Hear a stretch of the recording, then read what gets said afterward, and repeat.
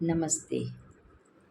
मैं Krishna Manik SNS academy से आपके सामने एक केस स्टडी प्रस्तुत कर रही हूँ।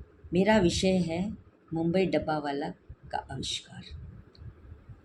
यह 1890 में स्थापित हुए मुंबई डब्बावाला वह लोग हैं जो पारंपरिक पोशाक, सफ़ेद और गांधी टोपी पहने होते हैं और रोज़ घर से कार्यालय तक घर के बने खाने को पहुंचाते हैं।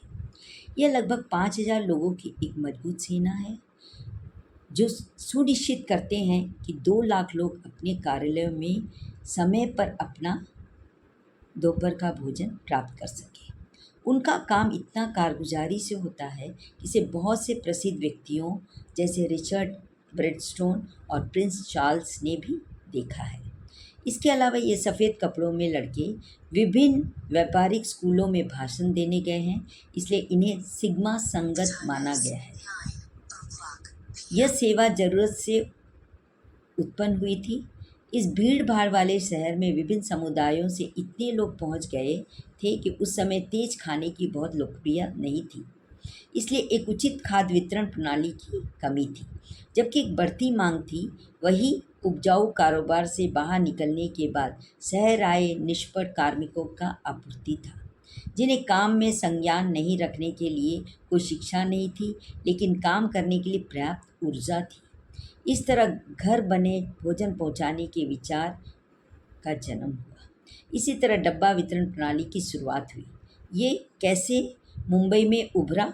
लगभग 125 साल पहले एक पारसी बैंकर जो फोर्ट ब्रांच में काम कर रहे थे, उन्हें अपने कार्यालय में घर का खाना पहुंचाने की इच्छा हुई, तो इसलिए उन्होंने गुड़गांव से आए एक युवक को नौकरी दी थी, जो रोज़ दोपहर को उनके घर से उनका भोजन लाने आ, आता था।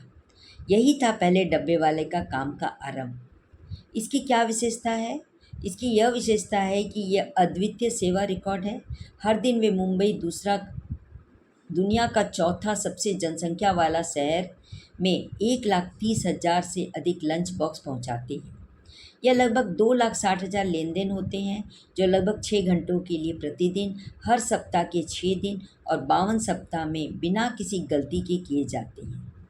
आपको आश्चर्य होगा कि डब्बावाला ने इस स्तर के प्रदर्शन को एक कम लागत, पर्यावरण सहायक तरीके से किसी भी डिजिटल या आईटी प्लेटफॉर्म या मोबाइल फ़ोन के बिना कैसे प्राप्त किया है। इसका उत्तर यही है कि वह कंपनियों के लिए एक सबक है जो बाज़ार में अपने व्यवसाय को बढ़ाना चाहती है। जो कंपनियां महंगे कर्मचारियों की नियुक्ति नहीं दे सकती है, वे सामान्य लोगों पर निर्भर होती है जो समर्थन के लिए सामान्य लोगों पर निर्भर है। डब्बावाला की सफलता ने साबित किया है कि सही सिस्टम और मेहनती कर्मचारियों के साथ हम बिना किसी समय के असाधारण परिणाम प्राप्त कर सकते हैं।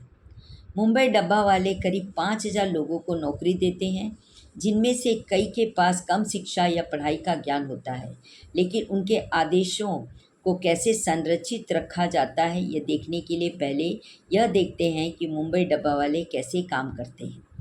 डब्बा वाले अपने खाद्य पहुंचाने की सेवा को 4 मौलिक स्तंभों में बांटे हैं। ये कॉर्पोरेट दुनिया में ऐसी समन्वयितता देखना असाधारण है। ये संगठन, प्रबंधन, प्रक्रिया और संस्कृति होती है। मुंबई के उपनगर रेलवे, जो विश्व भर के सबसे जटिल, विशाल और मुख्यतः उपयोग की जाने वाली शहरी रेखाएं में से एक है, जिनका मुख्य भूमिका डब्बा वालों के परिचय में है। इसके मूल लेआउट में साइकिल और हैंड कार्ट के साथ डिलीवरी करने वाले लोगों को रेलवे स्टेशनों और ग्राहकों के कार्यालयों और घरों के बीच यात्रा करने की आवश्यकता होती है। प्रतिदिन एक डब्बा कई हाथों में से गुजरता है, उसके गंतव्य स्थान तक पहुंचता है। सुबह में एक डब्बा वाला ग्राहक के घर से उसे लेता है और नज़दीकी रेलवे स्टेशन के लिए जाता है। फिर यह संशोधित एवं गंतव्य स्थान के अनुसार एक लकड़ी कार्ट पर रखा जाता है। एक बार जब निकटतम स्टेशन पहुंचता है तो ये विभाजित और एक और डब्बा वाला के लिए निर्धारित किया जाता है, जो इसे बर्तन घर से लेकर कार्यालय तक पहुंचाता है।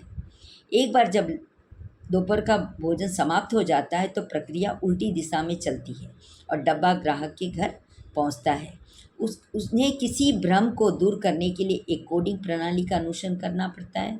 डब्बों के ढक्कनों पर संख्याएं, अक्षर और प्रतीक लगाए जाते हैं जो इसका माध्यम से दिखाते हैं कि कहाँ से आए हैं, उसे कहाँ पहुँचाया जाना चाहिए। इसकी निगरानी यांत्रिकी क्या है?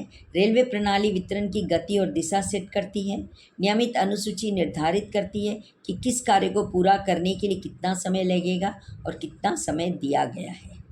डब्बावाला के पास महत्वपूर्ण स्टेशनों पर ट्रेनों पर डब्बे लोड करने के लिए 40 सेकंड होते हैं और अंतराल स्टॉप्स पर केवल 20 सेकंड। इसका प्रबंध कैसे है? डब्बा वाले अपनी स्वयं की व्यवस्था, लॉजिस्टिक, भर्ती, रिटेंशन और ग्राहक प्राप्ति के संदर्भ में अपने आप को प्रबंधित करते हैं। हालांकि पहले सरकारी समितियां लागतों के लिए दिशा निर्देश तय करती है, जो ग्राहक के घर और कार्यालय के बीच की दूरी और कार्यालय और निकटतम रेलवे स्टेशन की दूरी जैसे कारकों का ध्यान में रखते हुए यह उन्हें सेवा को कार्यान्वित करने में मदद करता है और लागतों को क्रय और गुणवत्ता को उच्च रखने में मदद करता है। इसकी प्रक्रिया क्या है? डब्बा वालों के लिए सही प्रक्रिया होना बस दक्षता वाली कार्यप्रणाली को लागू करने से ज़्यादा है। ये संगठन के सभी क्षेत्रों में जानकारी की कैसे जाती है, बिल्ट इन बफर्स का उपयोग कैसे होता है और मानकों को पूरी तरह से पालन कैसे करना चाहिए, इसमें हर बात शामिल है। धन्यवाद।